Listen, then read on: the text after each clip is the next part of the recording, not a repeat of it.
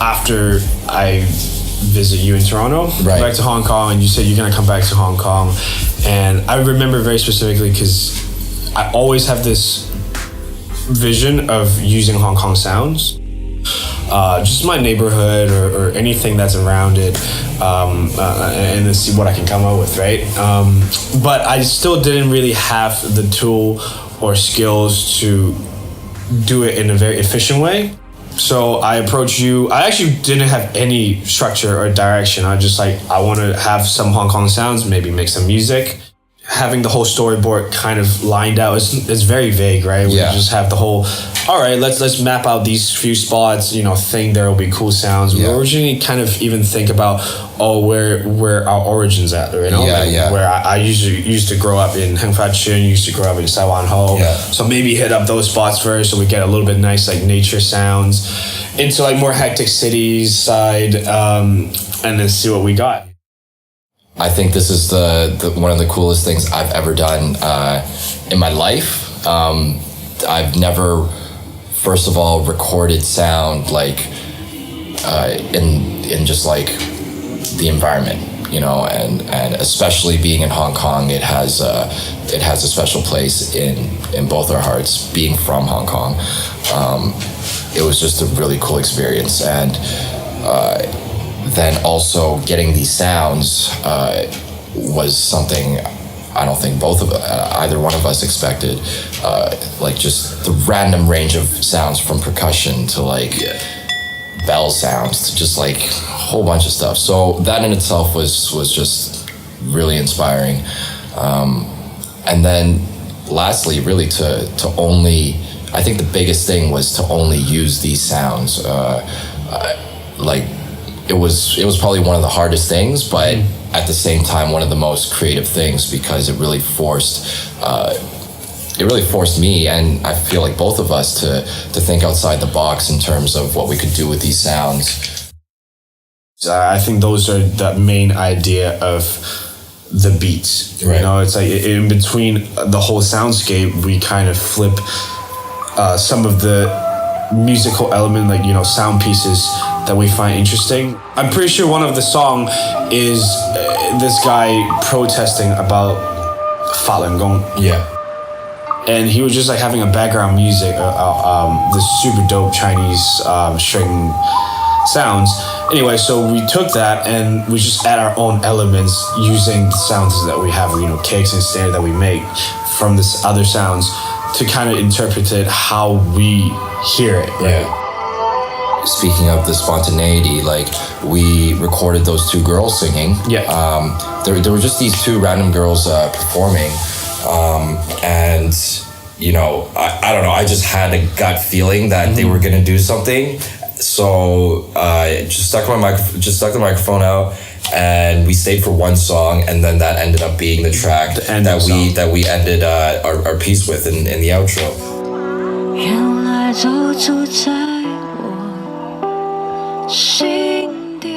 That was just a beautiful moment, because like when we realized that we could use that as an outro, it just kind of made everything make sense, because that kind of sums up the whole story, the whole journey. And the craziest part is that song, like in Mandarin, she's singing about yearning for freedom. She's saying about just being in the city and like not be able to do whatever she wants, and like she misses someone and she wants to be free, and that ties into the taxi driver, where before that song hits, like the outro hits, it's the taxi driver talking about how he struggled for 20, 40 years, like working all like full time, never really takes break, just very tired, and even that conversation is that was so random, and that was super random, because like you just got in the cab, and I just left the recorder on because I was hoping to get some like taxi noises, and then next thing I know, like you're talking to this guy. Yeah, you just started talking to him, so I was like, okay, let's just see where this is gonna go, and then I was just literally asking him like, how's his day? Yeah. And then he just gave us life. He just gave us his whole life story, which is crazy. And I feel like that's the essence of Hong Kong. It's like there's the beauty side of it, and there's the glam side of it. Yeah. And we would kind of demonstrate in some part of the piece. Yeah.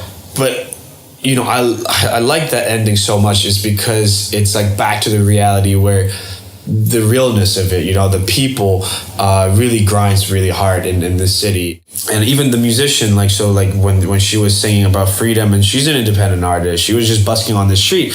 And while she was doing that, after she finished one song, the cops came and shut her down. Yeah. And I was so pissed. Yeah, that was unreal. I was like, what did she do? She just makes some good music, Thank God we got the recording. Yeah, we did. That's the good point.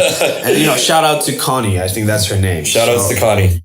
Until we get back into the studio and really filter through the sounds, then we hear more things. There's hidden messages of, there's this other layer that we don't even hear from the original recording, because the city is so noisy. Yeah. And then when we're arranging stuff, we even discover more what these message really means, or how they enhance the storyline. Right.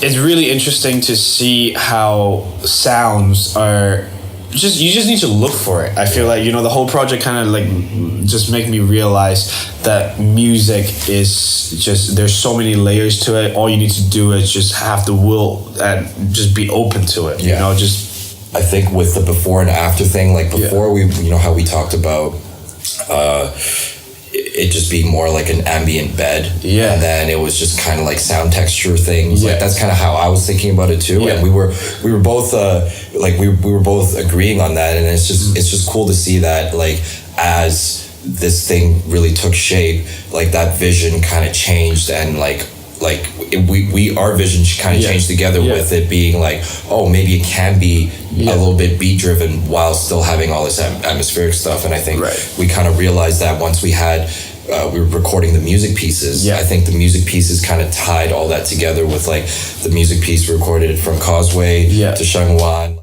But back to the software stuff. So Pro Tools for chopping that stuff up, and then we arranged it on Ableton. All on Ableton. All on Ableton.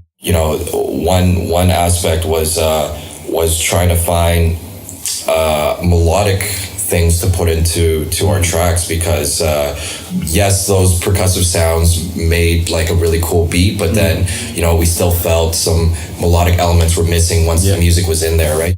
And one of a kind of a happy accident that came about was when you found that octopus card. That octopus card sound, which ended up being our saving grace. And that ended up being a synth line. Sometimes a synth line, sometimes it's a drop to the first beat that we had with the tram. And I'm actually really proud that we're able to mix because it's not a full musical piece, but it's also not a full landscape atmospheric piece. I feel we were able to really mix those two elements together and do it in an interesting way. We got the Zoom H5 for few recording. We actually have another separate boom shotgun mic connect to the H5, because the H5 got a few different inputs. Once we kind of had all the sounds, it was just a random collection of sounds. We felt it wasn't really useful unless we kind of separated those into elements that we can actually maybe put in a drum kit, or that we could trigger, or just a little bit easier to work with in a musical sense. So that's where I use Pro Tools to basically chop up a bunch of sounds where range just categorize just kind of categorizing them, and just taking the important bits of information. That's where we really got to isolate individual hits for our percussive sounds, our big kick sounds, or even our snare sounds. We were taking construction, and we didn't even know this, because we were just recording sounds for the hell of it, because we just thought it was part of Hong Kong. But then we ended up going through a construction hit sound. The first thing actually we recorded was a construction drill. So one of those drills ended up being one of our percussion sounds that we used a lot in those tracks. Hong Kong is a very noisy city, obviously, but it also has a very diverse environment. So I'm definitely always interested in capturing my hometown and see what kind of sound it can offer.